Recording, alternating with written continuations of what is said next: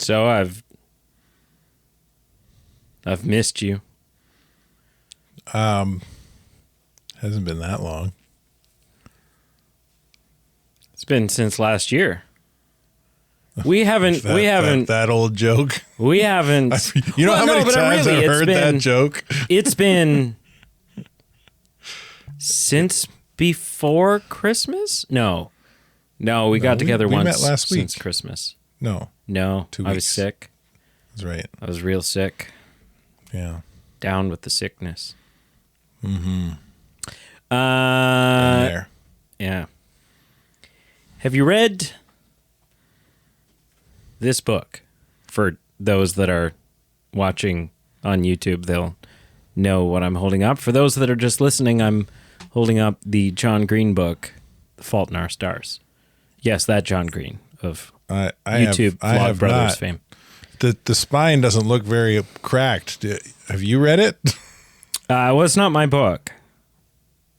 So no. It looks pretty fresh, in fact. I mean, this is how we read books in this house. We hold them very gentle as to preserve the resale value of... No, this is bullshit. You haven't read it? No. Have you seen the movie? No. Well, all right. All right.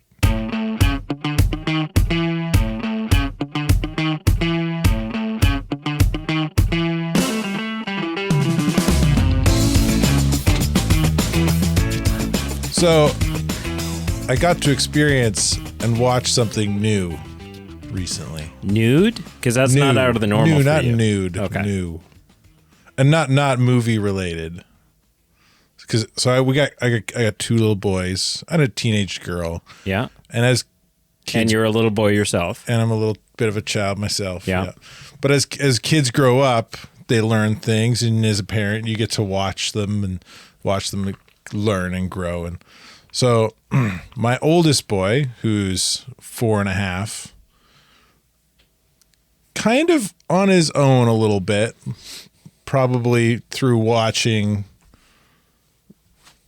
his sister or me or his mom, learned how to manage his frustrations a bit.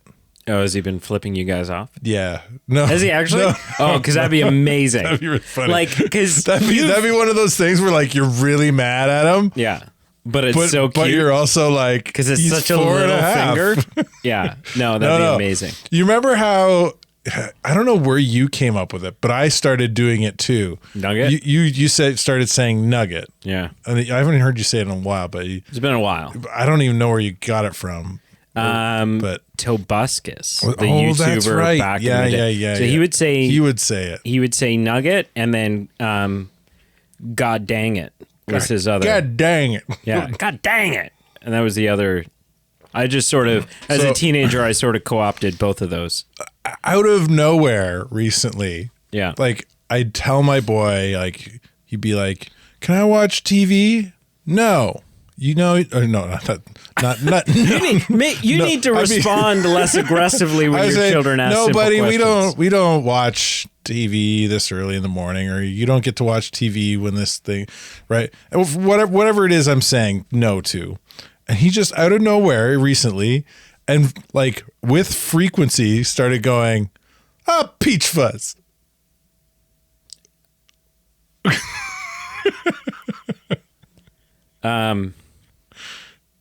Is great, and it's working for him. Like he doesn't throw tantrums.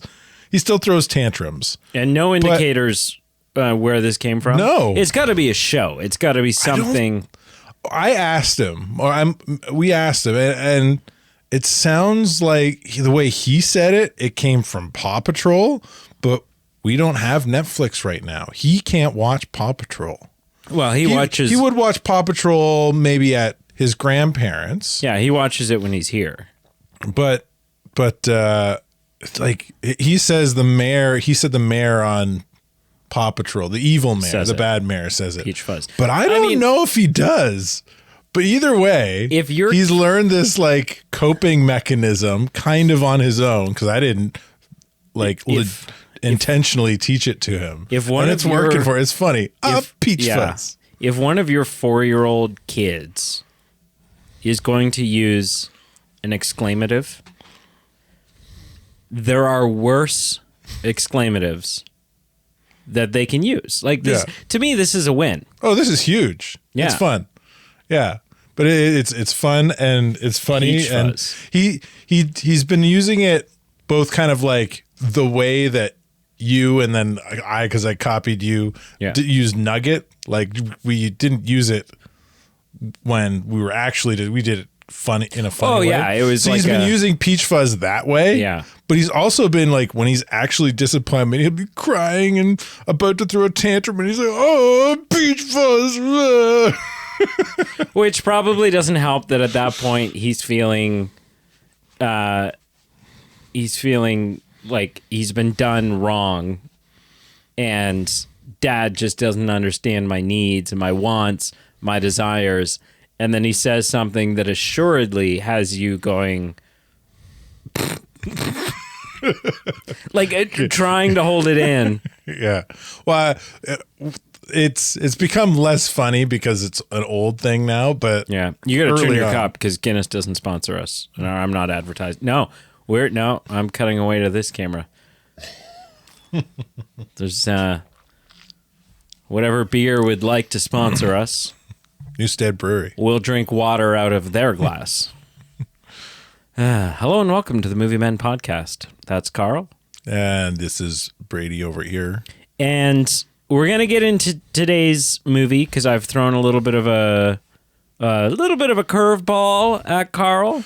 You son of a... You can say bitch. Yeah, say bitch. That's fine. But before we do, I want to remind the viewer and listener that stick around to the end because believe it. I will be reading another page. Almost like cheating what he did. I will read another page from the book, Ain't Got Time to Bleed, Medical Reports on Hollywood's Greatest Action Heroes. Today, at the end of today's episode, I will be reading all about the medical trauma of Colonel John Matrix from Commando. Which we have watched. Yeah. Mm-hmm. I want to tell you about something I got for Christmas, though. Can I do that before we... I thought we went over all the Christmas stuff. You got something else something that I forgot didn't? about. Yeah. So you know how there's those maps that you can get that every country is like it's a scratch off map, and as you like when you visit a place, you visit the country and you scratch it off, right? Yeah. So I didn't get one of those. Bummer. Yeah. Yeah. But that's fine because it'd be unscratched for the rest of your life. I don't travel super often, so unless something drastically changes in the next little bit, it'd be kind of a shit gift. Yeah. I got, and it's 100, so it's probably, I don't even know. It's probably 10 by 10. It's probably 10 squares across by 10 squares down or something. And they're these little squares, and on each square is one of, at the time of this poster being printed, IMDb's top 100 films. Interesting. And as you see them, you scratch them off. Okay. And so right then and there, like Christmas... So there's 100 films 100 on films, this thing to scratch off. And so we did it while we were Brienne's brother got it for me. Right. And so while we were there at their house, I was like, wow, let's scratch them off. Let's see what, I've got 49 to watch. Wow. Yeah, it's fun. You're over halfway. Excuse me. Yeah, I'm over halfway. Interesting. But I've got a good little, which I think didn't bother him, but he hadn't fully factored in that meant he was committing himself to watch. You're going to make him watch those films with you? 100%. 100%. And at first it was like, well, let's just watch the ones that I haven't seen. But then we're going down the list of some of the ones that I had seen. And he's like, oh, yeah, I've never seen that one. And I'm like, what? All of a sudden, you're doing another podcast. He might show. There might be a night where it sort of lines up, and I'm like, "Oh, you haven't seen this? Well, Carl hasn't seen this either. Come on over, and we'll, that'd be fun." Yeah. Yeah, especially because he's in it. You guys got to get chummy because you're both groomsmen in my wedding. So right, chummy, chum the water. Yeah, yeah. Jaws is on the list. We've both seen it. We've all seen it. I've seen it. Jaws. Yeah. So Fault in Our Stars. You son of a bitch. I knew this is dirty. This is a dirty pick. This is such a dirty pick. So I'm going to we'll do initial impressions. Okay. So I will preface this by saying that there is probably 5% of a bias for me because it's based on this book written by John Green. Do you know who John Green is? The comedian? No. He's an author, but he's also a YouTuber. Vlog Brothers. Most sort of his brother is actually more famous on YouTube than he is. Is he the comedian? Hank Green from like SciShow. And you would know Hank Green's face if you're gonna look him up. Quickly Google Hank Green.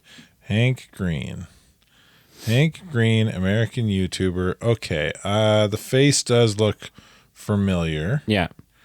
Okay. And he's all sciencey and they vlog back and forth to each other. Good morning, Hank. And he's John. Good morning, Green. John. Yeah. Anyway, so that I don't recognize. And that's fine. He's far less YouTube famous, I would say, than Hank. Well, you know who I said the comedian. I don't think there is a comedian. Tom Green. It's Tom Green. You're thinking. Yeah. Is he related? Probably not. Probably not. But anyway, so I'm a big Green Brothers fan. Sure. Having said that, when the first time I watched this movie, I had never read the book. And I say it's only a 5% biases because, it's not. John Green didn't write the movie. He didn't direct the movie. He just wrote the source material. So it's not really, you don't watch the film and go, oh yeah, this reeks of John Green. Or at least I don't because I haven't read his stuff. So my initial impression. So you haven't read the book? I have not.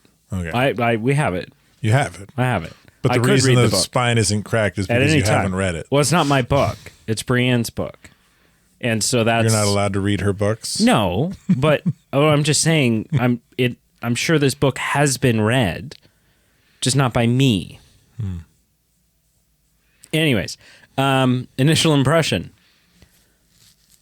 I mean, what a phenomenal movie in multiple ways. In its acting, in the characters, or the actors that they chose to play these characters, I think is fantastic and believable. I buy that these are real people going through this shit. So that's incredible.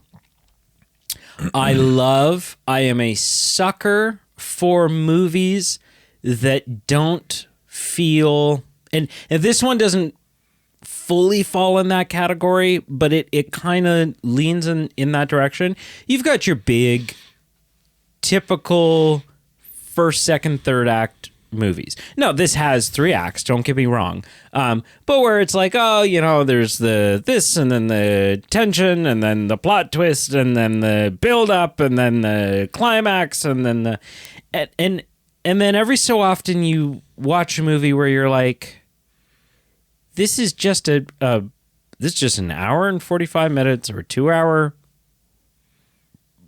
chunk of people doing life. This doesn't entirely fall in that category because there are some plot twists. There is some drama that goes on. There is conflict. Not necessarily inter-character conflict, but there is an antagonist of the film, which is I mean, the main antagonist of this film is cancer. Yeah. The Peter Van Houten is kind of a little bit of a auxiliary antagonist. He would become one. Yeah, he doesn't start. He's certainly a plot twist. But so I love that about it. And then ultimately, and I've sort of already touched on it, I love how this movie, everything that you assume about this movie in the first 10 minutes, you could not be more wrong about. Right? Because in the first 10 minutes, you're going, okay, I've got an idea for what this is. It's clearly going to be a love story.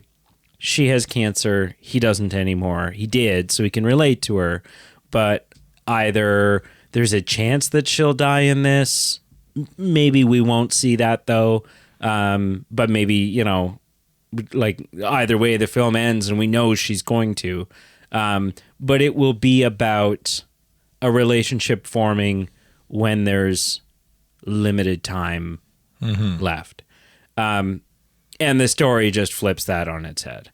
The story just goes, no, he's going to get cancer again and we're going to kill him. And she will die someday. She will die prematurely. But maybe not for another 5-10 years. Who know? We don't know. Right. But yeah, so I love that about it. I love how it keeps you guessing. I love that it throws punches, but not just emotional punches. It throws like roller coastery kind of punches where we're all in love and everything's great and this was an amazing day and this is like, I'm going to Amsterdam, we're going to go to Amsterdam.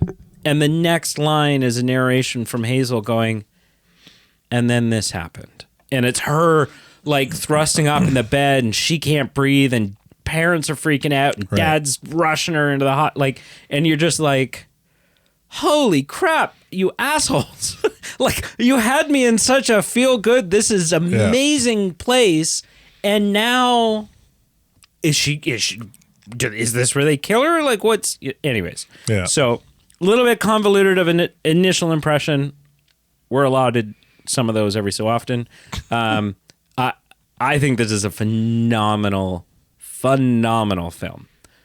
What are your thoughts? Besides, you dirty bastard. You dirty bastard. Which kind of shows your hand a little bit. A little bit. You like it. Like, yeah, I say, for those not reading or following why this is such a dirty pick. Oh yeah, set up what it is that we do. We're rating each other's movies. We're showing each other films, and we're rating flip-flopping them, back and forth. And there are stakes at stake. Yeah, the winner after 55. So this films. is dirty. This is dirty because, well, it's a good film. It's a good film, sure. But if it was a bad film, then I'm a dick for rating a film about cancer and stuff. Listen. I give you full permission. This is an important disclaimer. Well, there's two important disclaimers. If it was bad, I would rate it bad. Yeah, but important disclaimer number one is if you don't know the story of The Fault in Our Stars, yes, we're going to be talking about cancer. So if that's a trigger for you, I understand entirely. I was touched by cancer in the last year. I lost a family member. So I get it. That's fine. Skip this episode. No hard feelings. But I also want to, full on, I am giving you permission. The internet's full of who cares? Losers. I don't care that either way. I would rate it however I was going to rate it. If you think the movie, I'm going to show my hand about the kids it's dying not going to get cancer, a bad rating. All right, but it's like it's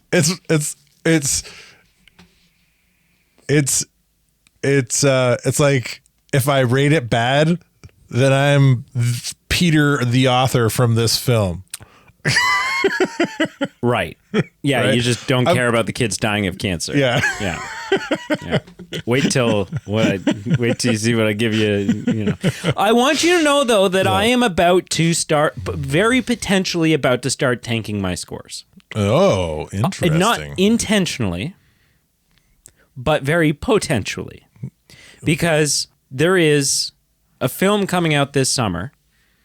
It was just announced 2 days ago at the time of recording, and I didn't see it coming. I had no idea that they were doing this, and I was like, what? And it's a film that you and I are going to go see and review. And so, and there's, it's like the next in a franchise. If we both watch it at the same time for the first time, that doesn't count. No. It'll be a new release that we do. Yeah, but it won't count towards scores. No. But it's the 5th film in a franchise. Oh. And so I got to get you caught up. Oh, it's the Scream franchise, No. isn't it? No? No. Because they just announced one. 2 days ago. Wow, they announced that a while ago. We have a trailer for it. Yeah. 2 days ago on Instagram, we got a June 26th, a picture that just said June 26th with a logo posted to Johnny Knoxville's Instagram account. Oh, Jackass? Jackass has got 54-year-old Johnny Knoxville. I've seen 2 of them. Eating Jell-O out of a cup. Yeah, but there's 1, 2, 3, 3.5, 4, and 4.5. Man, I don't even know which ones. Even watching a trailer, I don't know if I'd be able to tell which ones I've seen. Which is fine because much like with the Alien thing, I'll probably just show you all of them because it's kind of one of those you'll use one of our few gimmies to because it's watching a Jackass film that you've already seen but you don't really remember is kind of being like, well, make a list of which Fail Army videos you've watched, and you're like, oh well, I don't know. Yeah, it's just a compilation of I've been on Fail Army stuff. Yeah. So, anyways, sorry. Continue. We'd sort of hijacked your initial impression here. It's a great film. It's like the characters, the acting, the story. It's a roller coaster but it's not just ups and downs. There's like twists and turns and loop-de-loops and the film just takes you on this wonderful, horrible ride. Yeah. And that's how I'm ending my initial impression. All right. On the wonderful, horrible ride. So let's break it down. And so right off the bat, is there anything about this film you don't like? Is there anything where you're like, eh? I tried to find something while I was watching, and I don't think I did. Uh-oh. It's just I don't know. Good. There's no, it's just, you really buy it. You just lose yourself to these characters and what they're going through. There were a few moments where I was like, maybe this. No. No, it works. And I buy their love story. Yeah. Like, I buy that these two are puppy dog love infatuated with each other. Like, one of the things where I'm just like, I don't know if I buy that is like the mom goes with them to Amsterdam. And she's just like, I bought you this dress. And she's like, wow, you want me to go out and have you're essentially giving me permission to go out and have a night of drinking and debauchery. Yeah. She's like, yeah. And I'm like, what?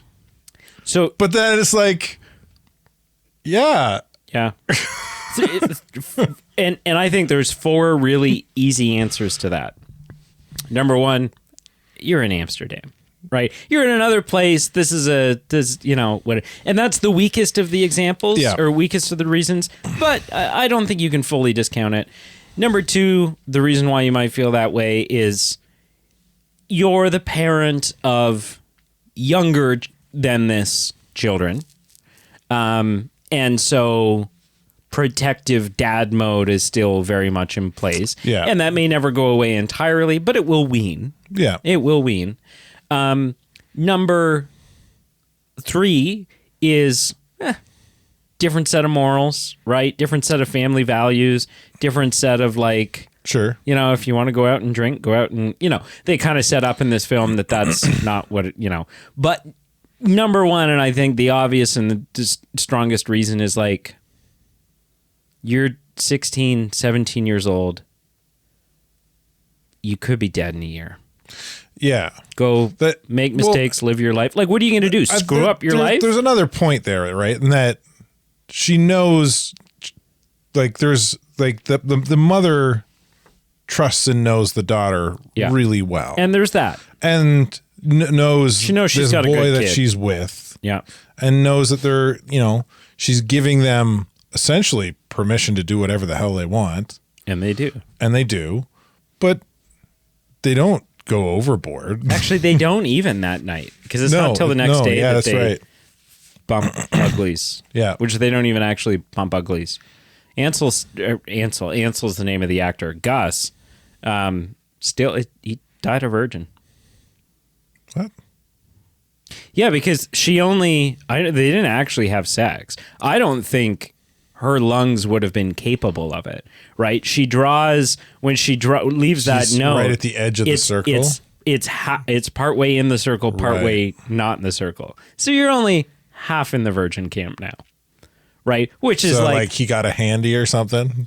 Well, I mean, he definitely touches boob. Yeah. Right. Like, so, I mean, maybe it's just third base, right? He got to third base. They made out a little bit and then held each other and fell asleep. Okay. I like that version. I like the idea that, like, because there's still some innocence there. Yeah. Or just like, not even necessarily innocence, but a byproduct of her condition. Right? If she takes the oxygen off for 15 seconds while they're like looking at each other and flirting and kissing a little bit, and she's like, I can't breathe. And she's just walking upstairs makes her winded. Yeah. Yeah. She's not having sex. Right? Even if this has become an R-rated show today, even if he's doing all the work, she's still getting too worked up. Yeah. She's huffing and puffing. Right? As you know. I know. Yeah. Yeah. Let's talk about the cast. Because Ansel Elgort, who a lot of people know from this, a lot more people know from Baby Driver. Yeah. And Divergent. That'd be Baby Driver is the only thing I think I've seen him in outside of this. You haven't seen Divergent? I have not seen the Divergent series. I don't believe. Okay.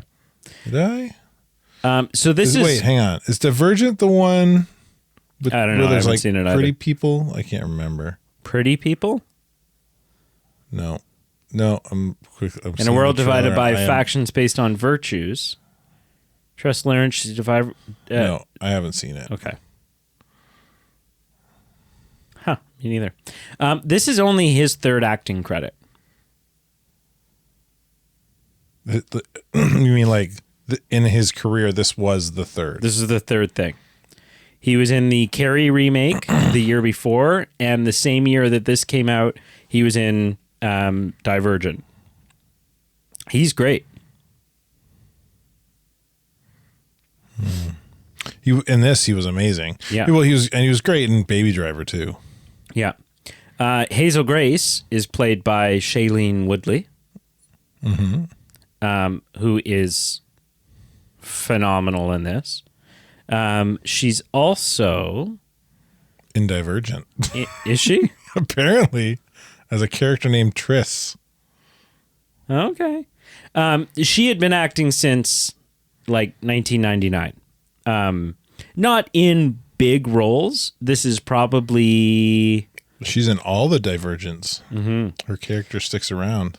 This is one of her bigger roles at this point.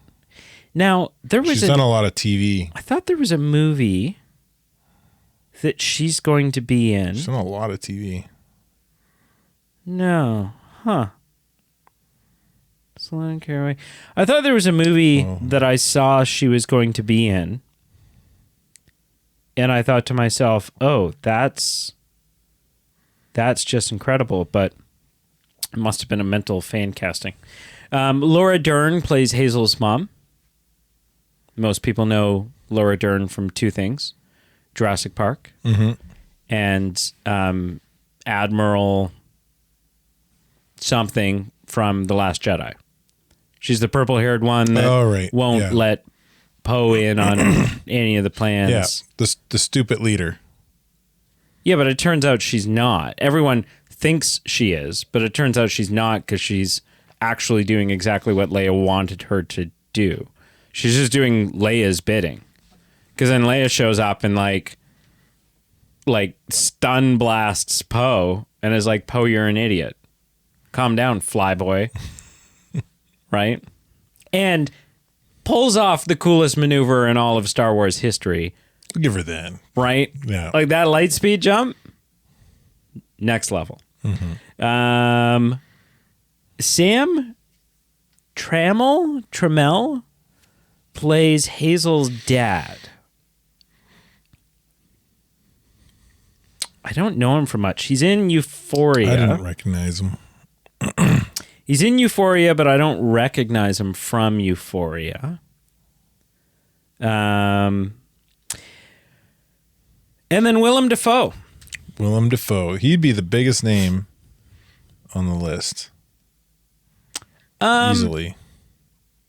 At the time, yeah. Well, I'd say even now. Even now. I think that's debatable now. Who on that list, in this list of actors in this film, who's a bigger name than Willem Dafoe? Well, it depends on what we're talking about in terms of big. Are we talking about current modern popularity? Or are we talking about career-wise? I would say both. Who's bigger than him currently? Bigger than him currently would probably be Shailene Woodley. But Willem Dafoe's not out of the acting scene. No, I didn't say he is. I didn't say he's retired. But you have Shailene Woodley, right now, who's currently doing movies like she was in Ferrari, she was in Big Little Lies. But I don't think that makes her bigger than Willem Dafoe. Well, again, that's why I asked. When you hear if somebody's pitching you a movie that's coming out and they want you to go to it, and they go, "Oh yeah, it's this awesome movie, and Shailene Woodley's in it," and you go, "Oh yeah, okay, she's good." Yeah. But then conversely, in another universe, person's pitching you this movie, and they go, "And Willem Dafoe's in it." Who are you more excited to see? Oh no, Willem Dafoe.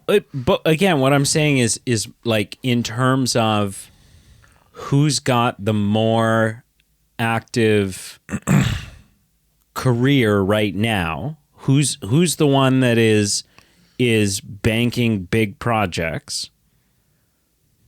It's Shailene Woodley, simply because Willem Dafoe, by choice, is doing a lot more artistic indie stuff, which is great. It's fantastic. But like Shailene Woodley she's doing a biopic next year where she plays Janis Joplin in a Janis Joplin biopic. Like she is the Rami Malek in Bohemian Rhapsody or the whatever. She's got a bright star right now. So again, yeah, it all depends on like who's the bigger star, current or what you not who's the bigger star, what you define as bigger name, right? I'll give you an example. Timothée Chalamet, right? Obviously, everywhere you look right now. Yeah. Jack Nicholson. You could make an argument that Jack Nicholson is a bigger name. And I don't think you'd be wrong. However, currently, with current popularity, it's certainly not Jack Nicholson. I mean, Jack Nicholson's been retired for like 15 years. But I hear what you're saying, and I still think Willem Dafoe's bigger than her. Just because he's choosing not to make bigger films, I don't think doesn't diminishes Right. that kind of star power, box office draw, whatever. Right? Like, Oh yeah, no. I think he's more talented. Like Jack Nicholson and Chalamet comparison is a much closer argument than Sure. the one we're talking about. Yeah. Like Chalamet is a much bigger household name and box office draw. And So here's a question for you though. Name, and I know you can't for Shailene Woodley, whatever. But with the huge name that you're painting Willem Dafoe, name 5 roles. Name 5 roles, and you can't say Spider-Man twice. okay, Spider-Man, Yeah. Boondock Saints, Okay. and And you can't say this because this is like well, this is half of this is my brain doesn't work this way, like because I can see him in a role and I can't remember the film. Yeah, I can see him in 2 other roles and I can't remember the film. so that would bring you up to 4. That'd bring me to 4. So that's still not like that's still not a big number for someone who's a big name. Don't get me wrong, because people are going to be jumping in the comments going, "Ooh, this is an idiot." No, Willem Dafoe is a huge name. Yeah. And I agree that he is the biggest name in this film. All I'm saying is that can be a subjective thing, depending on what you, right? Like, and that's 100% a thing. Even in the 10-year age difference between me and my youngest sister, actors who I would go, oh yeah, I mean that's the who's who of Hollywood. She's going to be sitting there going, Who? Yeah. And the other way around is also applicable. She'd be like, this is my favorite actress. Okay, what is she in? Right? Yeah, Like, there's some subjectiveness to it. Yeah. I agree. But I think in this particular case, no matter how you cut it, Willem Dafoe's like, yeah, and he doesn't have a huge role in this. No, which is why, like, he's meant to be sort of a fun cameo. Yeah. Right. The fact it's supposed to be a big reveal. Yeah. That, oh shit, it's They got Willem Dafoe. Willem Dafoe. Yeah. Yeah. Which I don't think that was at all. I recently listened to a really fun podcast interview with Willem Dafoe. And yeah, he's not a well, I want the big I want whatever is going to make me more rich. He's and very more much famous. in it for The craft. The craft. Yeah. He doesn't often play a lead. No. No. Oh, I haven't found it on. I'm looking through his IMDb. I haven't run by it yet though, but he was in a war movie. Oh, what was that one called? Oh wow. Armageddon? No. Oh man. I'm gonna run by it and then I'm gonna. Do you want me to tell you? Do you remember? He's in Platoon. That's it. Yeah. And The Lighthouse. And And What Happened to Deer Monday. Hunter. And Deer Hunter. Deer Hunter. And Deer Hunter was really good. Yeah. No, he's in a ton of things. Yeah. Yeah. It's hard to know where else to go. It's a tricky film to sort of dissect because so much of it has to do with cancer and kids dying of cancer. And so it's not that I'm unwilling to talk about that. It's just that I am certainly not qualified to. Right? Like for me to go like, oh, well, what do you think of the way they handled this? I don't know. There was one moment where I went, is that inaccurate or is that? But then also I was like, look, the world of cancer and cancer treatment. You're not a medical specialist and you haven't gone through it. And even, and that's the thing, right? Even someone who's been a doctor their entire life, you show them this movie and go, is this medically accurate? And they'll go, I don't know. I'm not an oncologist. Yeah. Right. The moment that I wondered, is this does this make sense, is there's a moment when they kiss while Gus is laying on his couch. They've gotten back from Amsterdam. It's not long after, we've just sort of found out Gus is sick. Right. Now, doing chemo on the couch? Yes. In my experience, from what I understand, is when you are actively on chemo, you don't even want to get your sweat on. Like, you are...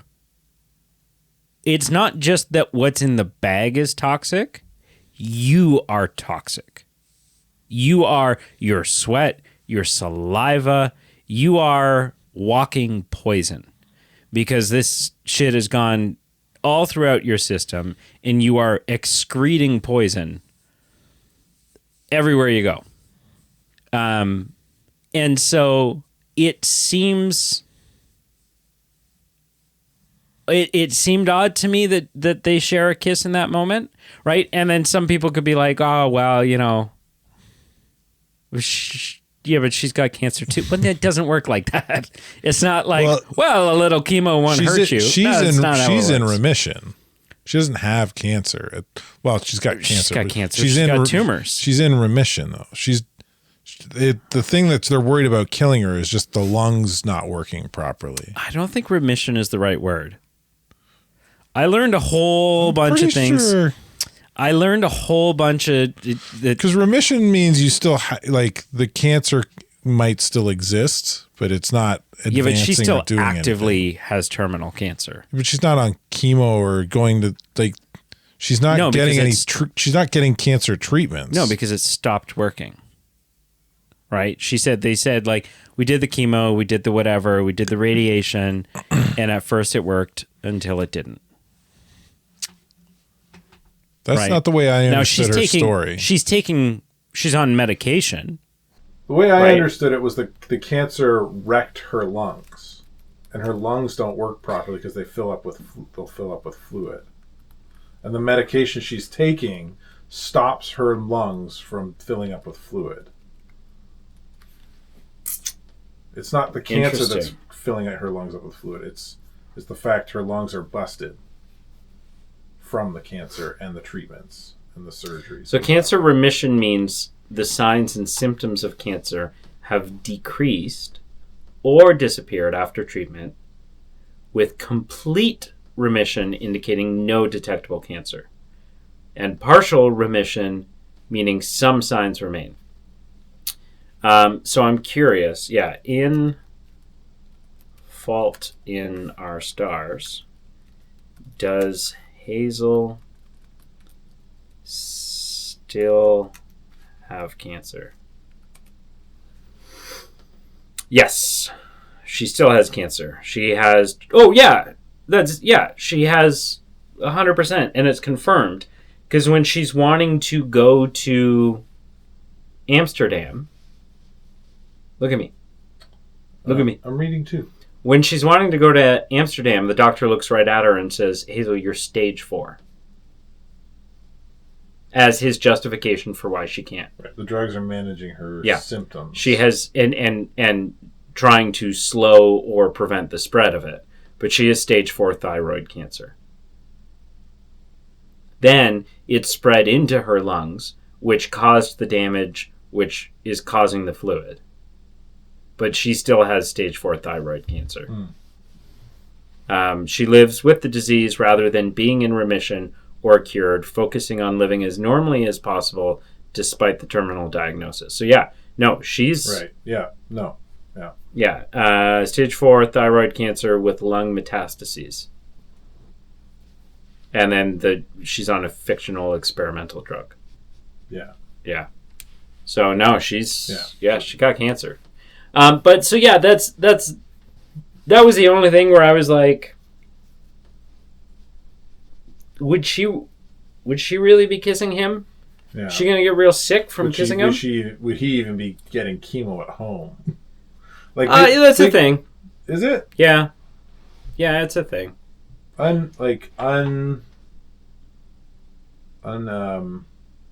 Like you doing it yourself? Like Yeah.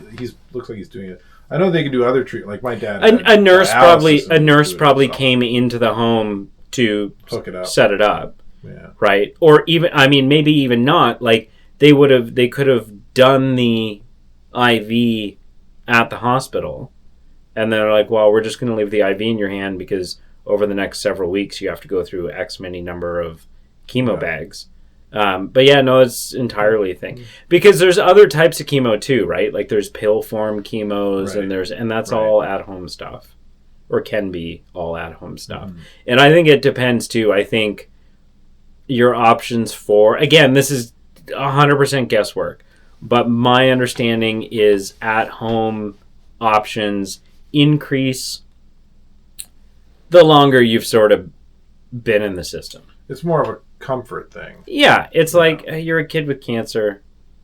This is not treatment to save you. Yeah. Because we're not going to save you. Yeah, it's not necessarily a better form, probably not a better form. Like, and this is not an apples to apples comparison. This is like apples to watermelons comparison. Like my dad was kidney failure and had to be on dialysis. Dialysis, normally you have to go into the hospital and they literally kind of like they circulate pump your blood out of your body, clean it, and pump it back. Put it back in.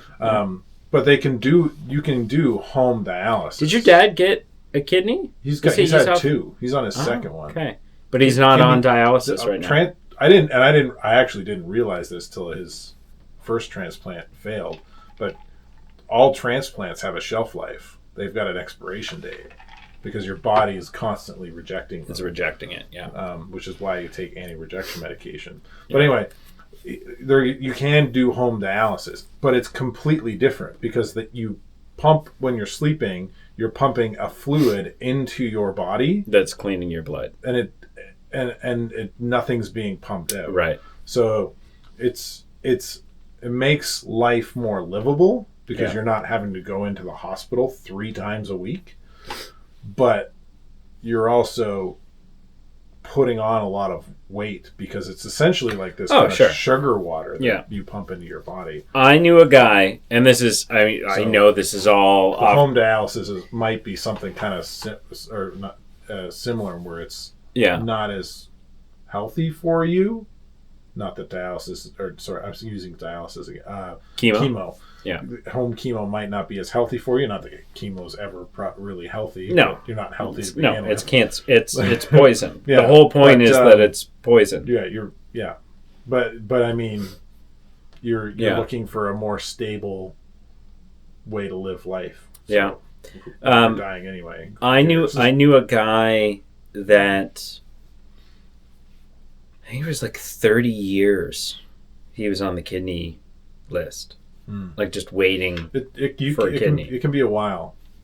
You got to wait for the right match, and then you got to have... are we recording? Did you forget to hit record?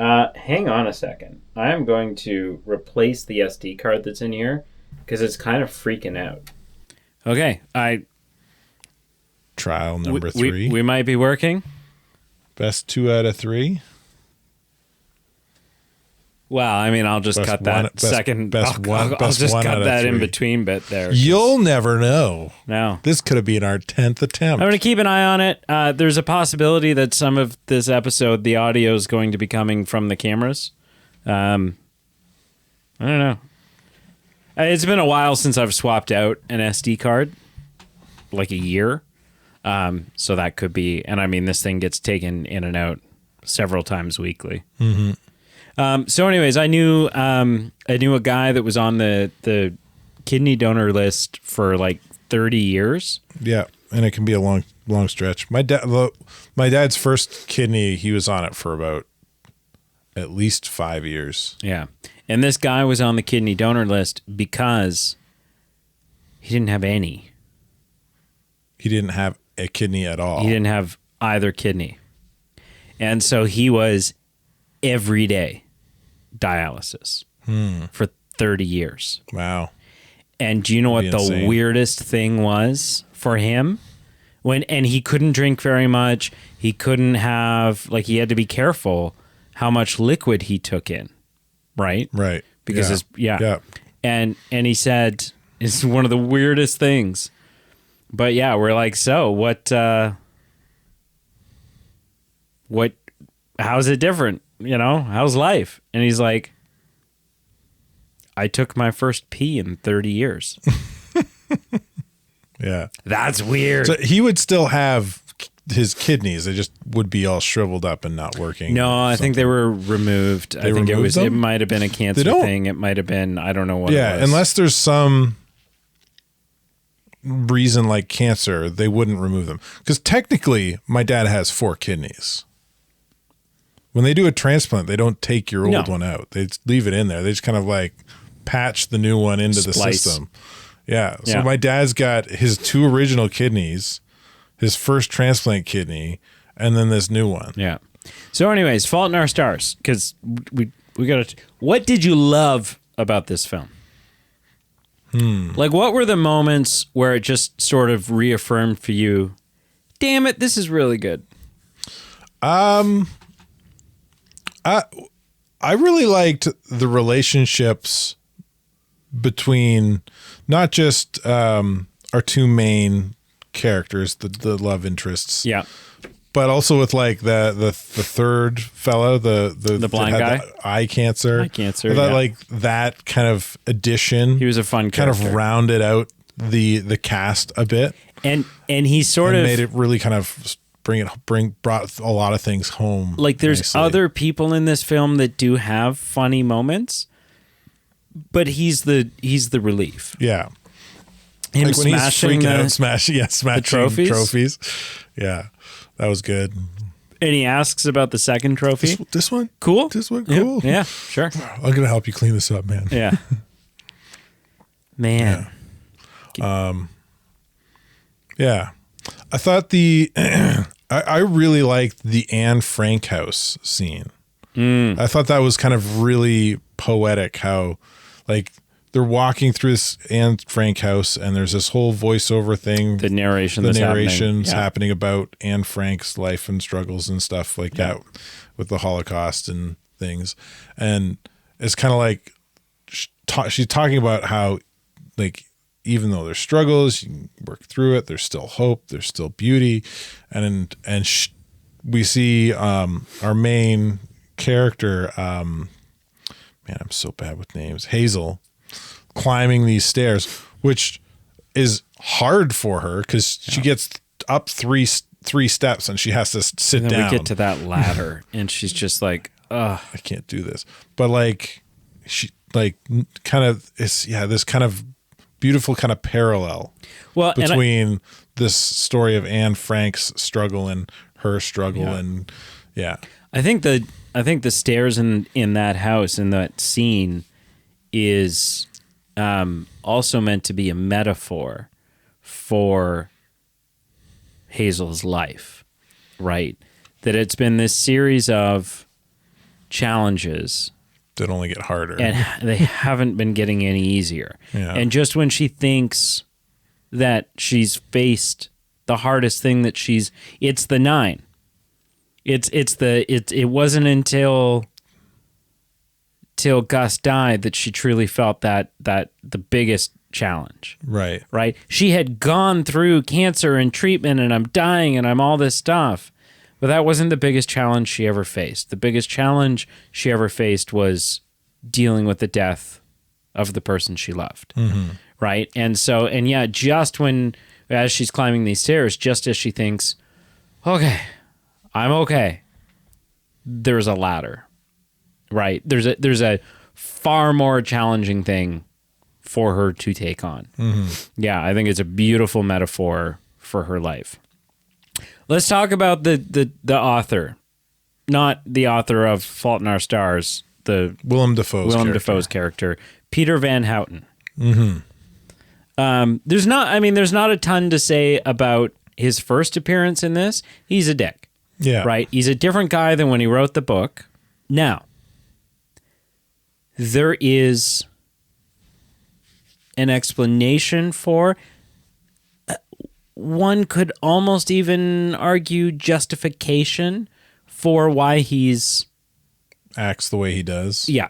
Why he's a drunk, why he's shut himself off from emotion and humans. There's an and all these things. understanding. His daughter died of cancer. He wrote a book about it. He doesn't want to talk about the book.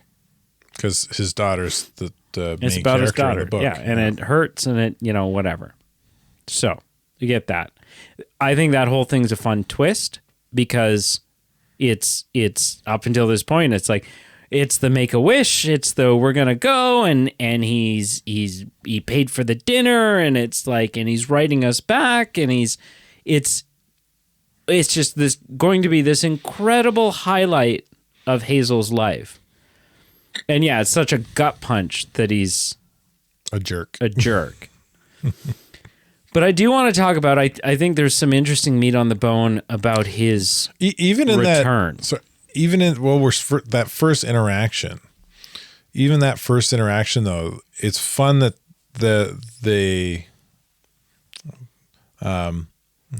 fun being an operative word here, because there was nothing fun about the interaction or what comes of it later or whatever. Anyway, Satisfying.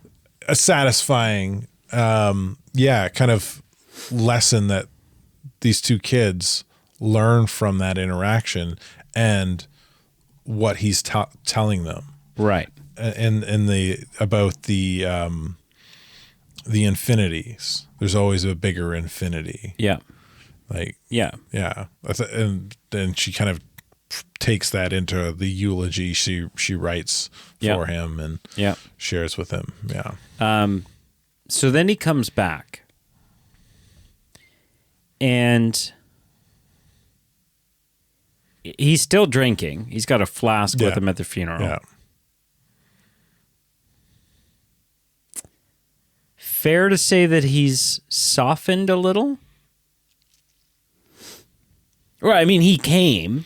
Yeah. He got on a plane and flew halfway around the world. If he hasn't softened, he's gained more understanding. Right. So is he redeemed?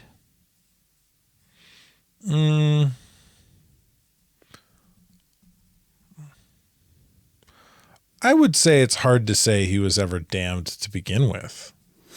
If you're using the term redeemed, the opposite of redeemed is damned. I mean, he was never a damned character to begin with. He was I don't know.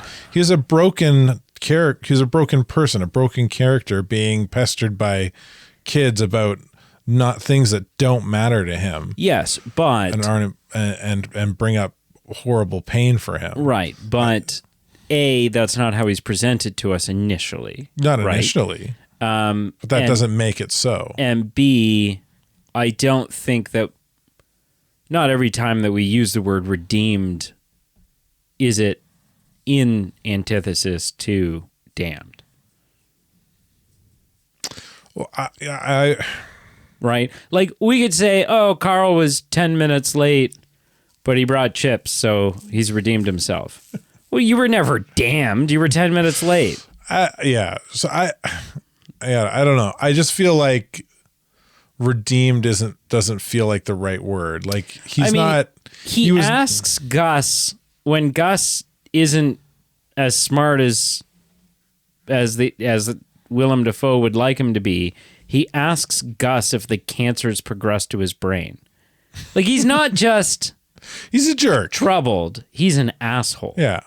He's a drunk jerk. And assholes are eligible for redemption. So the question is, did he redeem himself as a character?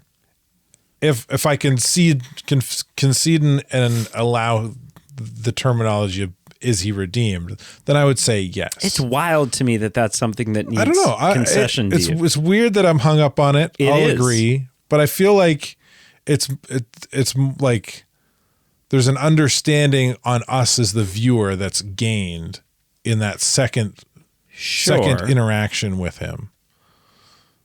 Sure. And that understanding gives us more grace. But I mean, I think everyone who's a piece of shit is probably a piece of shit for some reason, right? Like it's not just a piece of shit for shits and giggles.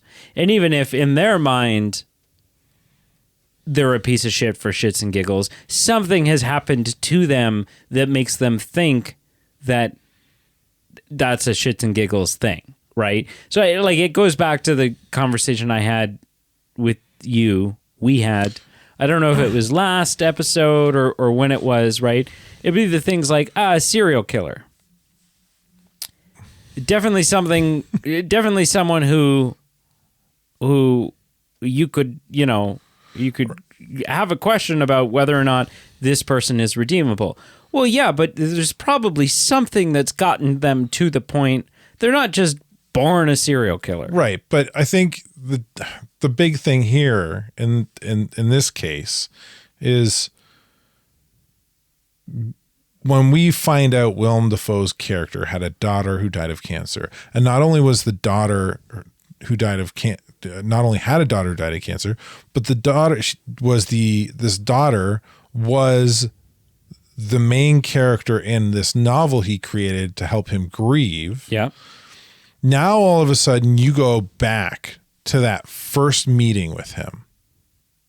Sure. He's not the jerk. These kids are the jerks. No.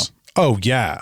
How are these kids? Okay, hang on. Yeah. How are these kids jerks? Because they're prying and they're pushing and he doesn't want it.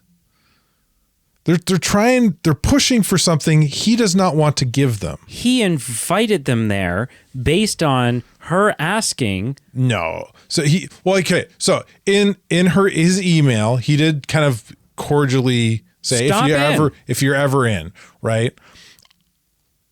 But he's in Amsterdam.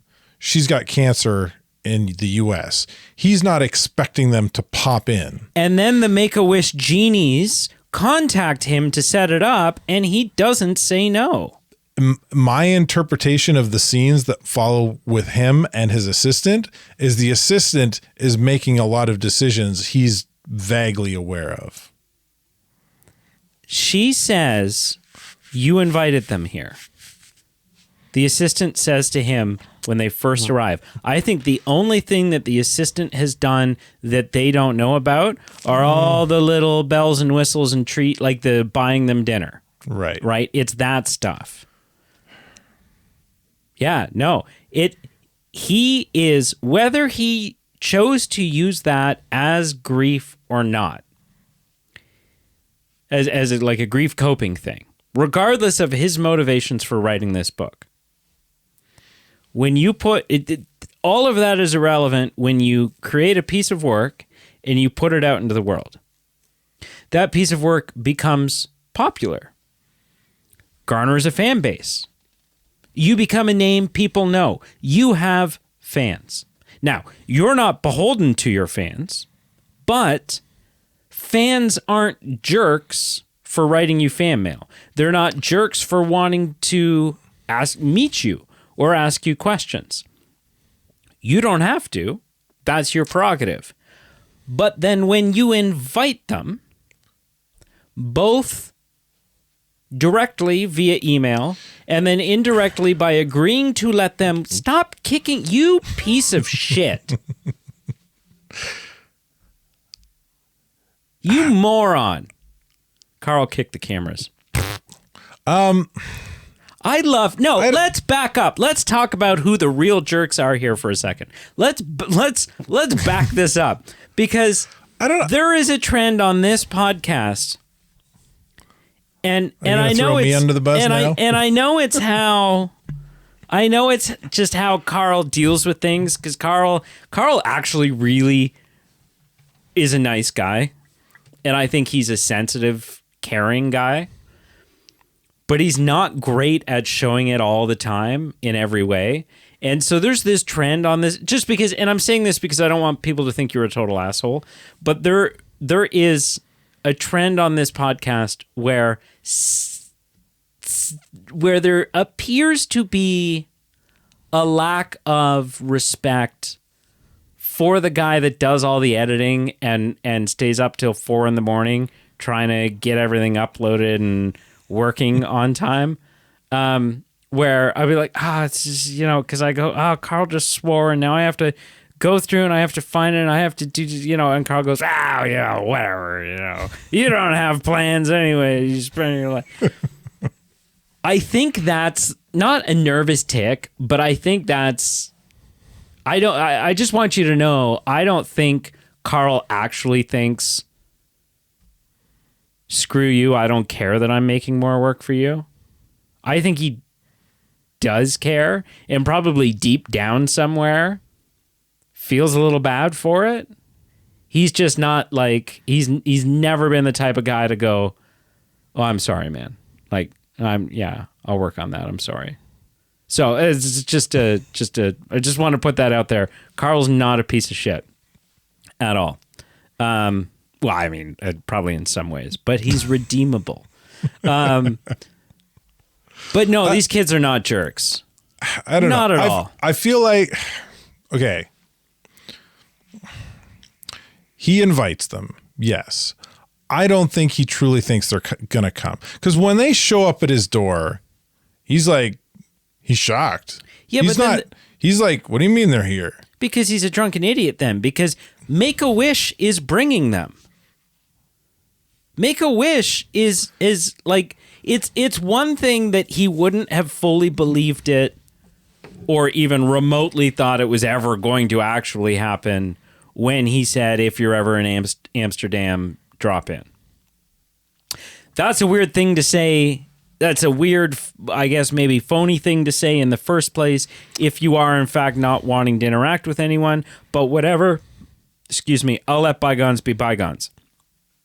Once Make-A-Wish contacts you and says, we're going to fly these people here to see you. Remember the people who have very specifically asked you these questions. In Hazel, in her email, I know these aren't big questions. I know they're not, blah, blah, blah. But they're questions I want answers to. Sounds great. I would love to give you these, but I can't give the jovially answers. I can't give them to you in writing because it may constitute that would constitute a sequel, blah, blah, blah. However, if you're ever in Amsterdam, feel free to stop in. If I ever meet you in person, I will give you these answers. Person who has just professed your huge fandom for me. Then, a couple weeks later, or whatever the timeline is, Make-A-Wish contacts him and says, hey, these people would like to come meet you. Excellent. I don't think he's saying excellent. Then say no. But it's like you saying no to somebody with cancer. Having the people with cancer, he probably feels between a rock and a hard place. So then, what he does is he has them show up and starts treats taking them like jerks. pot shots at them. I'm not saying he treats them well. Okay, and that's fine. But we're both on the same page that he is justified in being a bitter old ass. However, your statement, I cannot let your statement that the kids are the jerks, I can't let that go because that's crap. That's total crap. Total crap. The kids are not the jerks. Not even when they start, not even when she knocks the glass out of his hand. At that point, he's earned it. You don't think even unwittingly they're being insensitive? No. No. Knowing that what it's all about. Sure, but if it's impossible, it's one thing of like, oh, sorry, I didn't realize. It's another thing if like, well, that's information that you've never put out there and then invited us here to talk about your, right? Had they bumped into him on the street and he had not invited the conversation, then I still don't think they're jerks, but I think unwittingly coming on too strong or unwittingly being insensitive, I don't know. There's more of an argument to be made there. I don't know. I feel like... But the fact that he invites them to have that conversation with them. this is what I feel like has happened with him. He gets an email from a fan and he responds. And his response is this fan wants answers to these questions. Questions that he's not comfortable answering because it's too painful. Right, but invites them to because come, it's too personal. But invites them to come ask anyways. But that invitation is false in my mind. The first one. He never intends for them to come. But not the second one. He essentially puts a fishing line in the water with a hook and no bait. Yeah. He doesn't want anybody to come. He doesn't want them to bite. Yeah. The fish bites anyway. He doesn't want to fight the fish, but the fish is on the hook. He can't. Okay. He can't. So he's got to reel it in. Still doesn't make the kids jerks, right? So here's a is it a simile or a metaphor or I never know, but or what's the one that it starts with an A? Not a metaphor, but a analogy. I don't know. The fishing thing I did was an analogy. Here's another scenario. Let's say you and I live 10 hours apart. Sure. Right? It's been 6 years. We've largely lost contact. We strike up a conversation one day on Facebook. You say, hey, next time you're in town, and I never come to town, or wherever you've moved somewhere that I've never been to. We're 10 hours apart. Yeah. And it's unlikely in your mind that I will ever be in the town that you're in. And you say, hey, if you're ever in town, stop in for a couple beers. Right? Mm-hmm. What you haven't told me is that you're a recovering or struggling alcoholic, and the last thing that you need is for me to show up and have a couple beers. Couple weeks pass. I either find myself in town by coincidence, or I go, you know what? I used to not mind Carl. And so I drive 10 hours. And I show up with the beers. Am I a jerk? No. There was something about you I didn't know. That's not my fault. It's your fault for concealing and not only your fault for concealing, but your fault for directly inviting me to come and do the thing that would be bad for you. Right. And okay. All I've done is accept an invitation. But in your scenario, yep. You show up with the beers. Yep. And I go, oh, no, I don't. Sorry, I don't want a beer. I'm good. And you're like, no, you said we'd have a beer. And you start pushing me to have a beer. And I'm like, no, dude, maybe my alcoholism is too painful for me to talk about. I don't want to have to explain it. I just don't. So I'm just saying, dude, I don't want to have a beer. I don't want to talk about it. I don't want to drink. Let's go do something else. And you're just pushing me like, no, I want to have a beer with my buddy.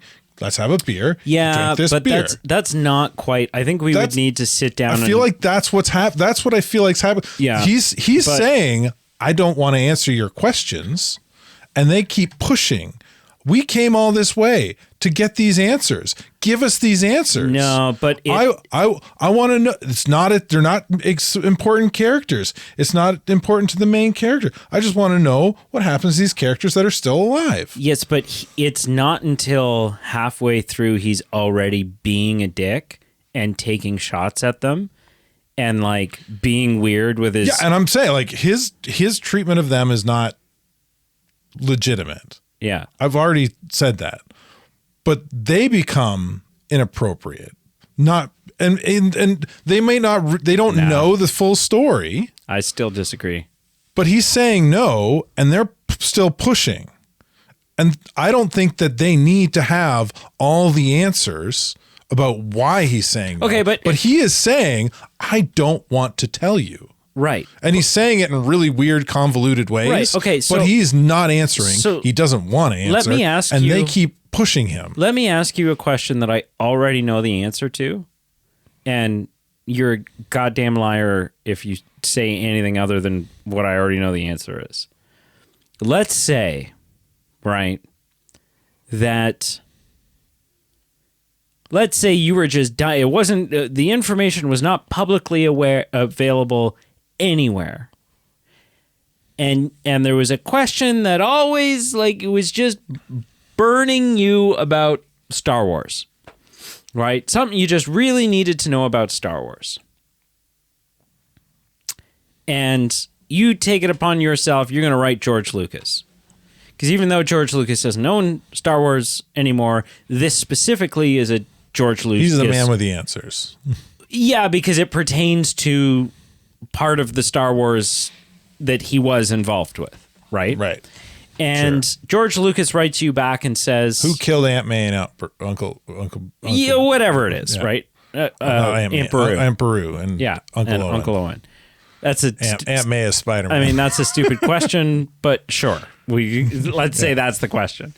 And George Lucas writes you back and says, "Oh, Carl, well, there's fan theories that Boba Fett did it. Right.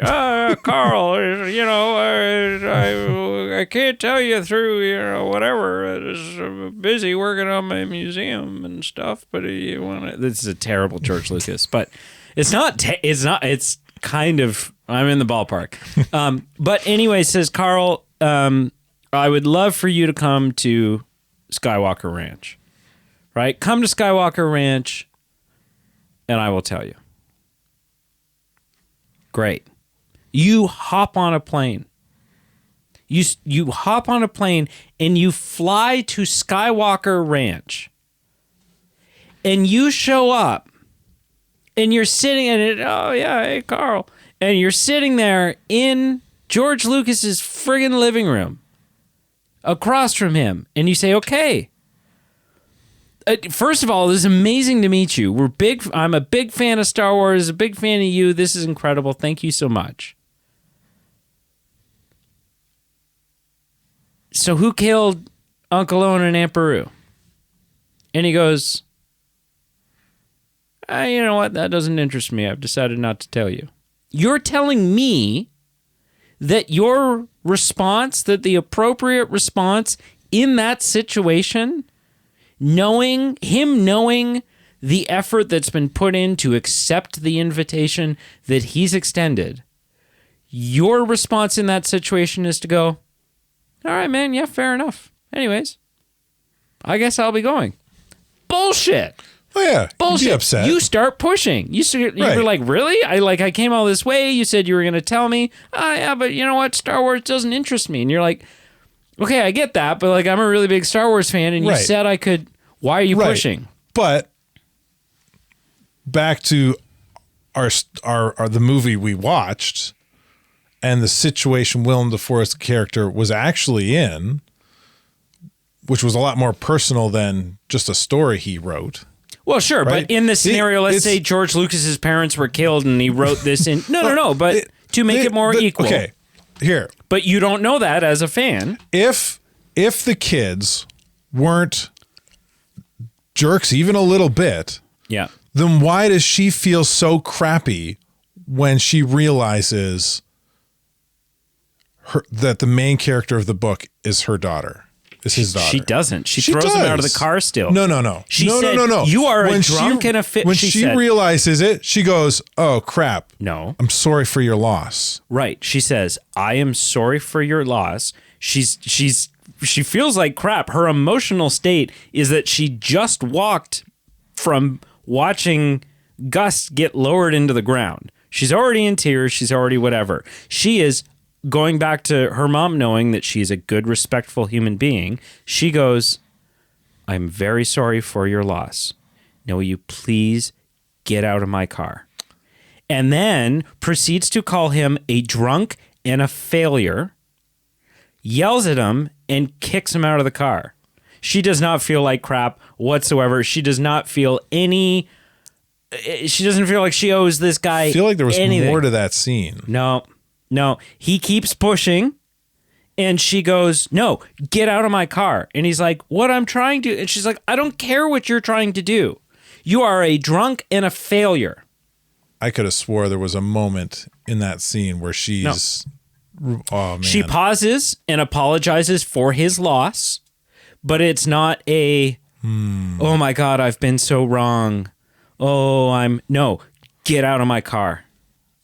I am sorry that happened to you. I truly am. Because no one should have to go through that. However, I really want to watch that scene. Get out of my car. I think it's on Netflix. Yeah. I don't have Netflix. Anyways, we gotta wrap this out. You ready to score this thing? Sure. This is like super convoluted episode. It's a great movie. Okay, so let's you go first. Yeah. I'm going to give this movie an 8.5. And I don't... Is that what I want to give it? I don't know. Is it? You're a jerk for only giving it an 8.5. I know. Well, no, but like I'm coming... They died of cancer, man. But I'm coming back to like what you said earlier, where I'm like, well, what is it? Why the 1.5? Like what am I deducting? And why?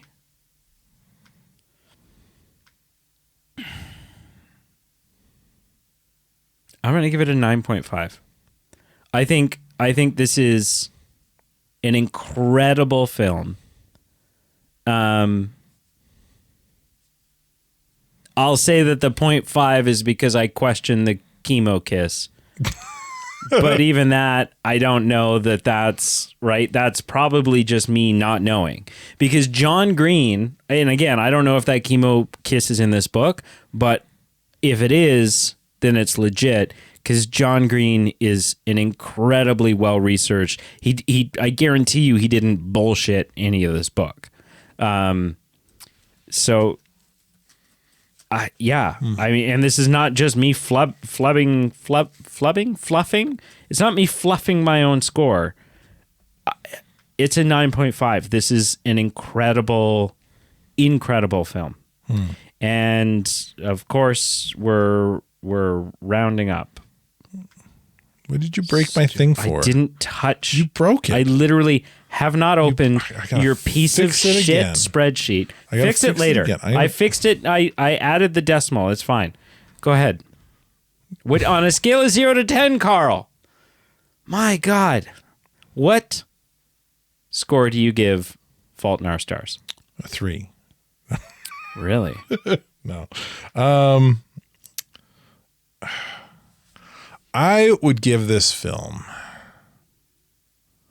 I was going to give it a 9. Yeah. That's valid. But then you brought up my initial impression again and raised your score. And I'm like, crap, right. Yeah. Like, what did this film do that I didn't like? There's not enough action. There's nobody gets shot. Uh-huh. Nobody screams out, no! There's no Wilhelm scream? Yeah, there's no Wilhelm scream. That's a full point deduction. Oh, man.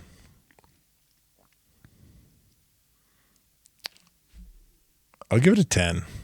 That's my first 10. It feels weird.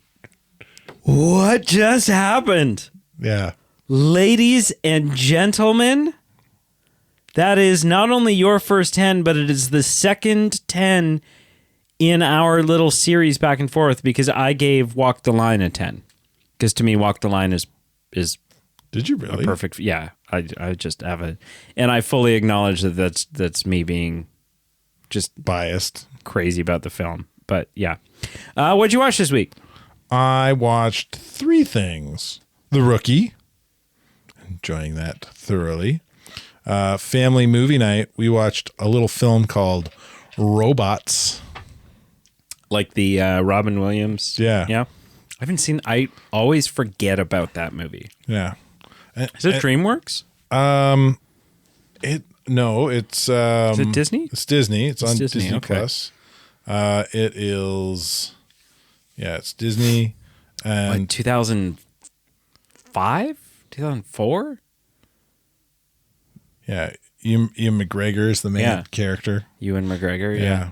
Mel Brooks is in it. It's got to be. It's got a lot of big names in it. It's got to be over 20 years old. I'd never seen it before. What? Yeah. Oh. It was one of the reasons we picked it. So how much did you love that? It was great. It's so good. I really liked it. Yeah. What a great film. Like, it felt like a pretty unique storyline. Yep. And lots of fun, unique characters. And A fun world that they fun built. world. Yeah. Yeah. We're going to have a baby. We're going Yeah. to have a baby. It's a box. They Yep. ordered the baby. Yeah, it's good. Yeah. So that was a lot of fun. And then on my own this week, folding laundry, I watched Avatar: The Way of Water. Oh, you rewatched it? Oh, no, you had never seen Yeah, it. it's my first time watching it. And It is way better than the first it's one. so good. Yeah. I did not like the first one. The whole, like, the visuals were great. The world building was fun. Yep.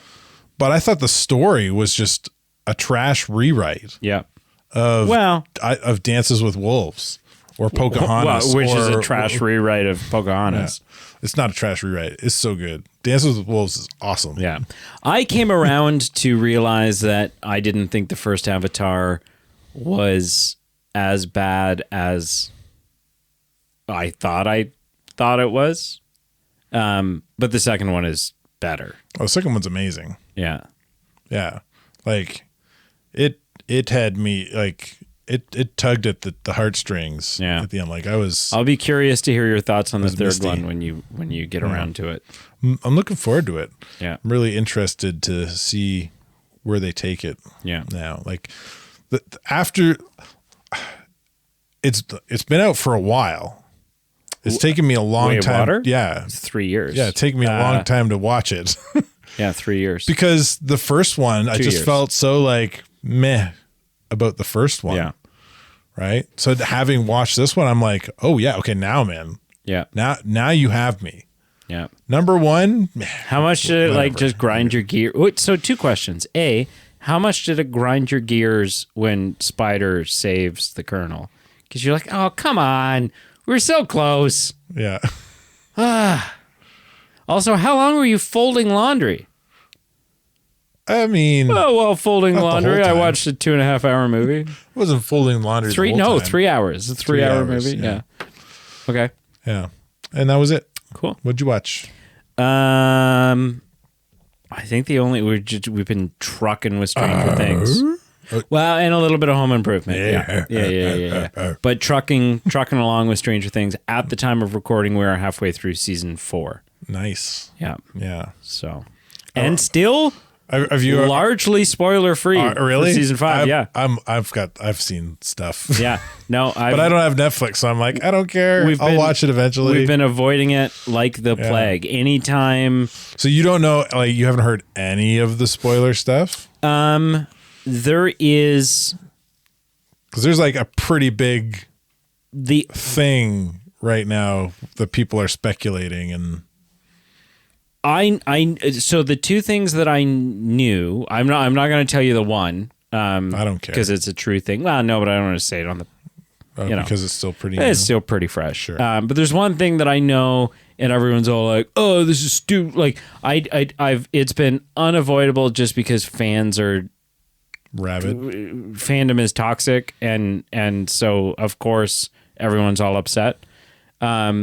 The other thing that was impossible to miss was everyone thinking that Netflix was going to secretly drop episode 9, that they had made a 9th episode, and and it's gonna come, and then of course the day that everyone said that was going to happen came and went. Netflix is like, look, no, it's done. We didn't make 9. There isn't a 9th episode. Sorry. So that's it. That's pretty much all I know. Oh, and that Nancy's basically Rambo, and that like Nancy's a full-on badass.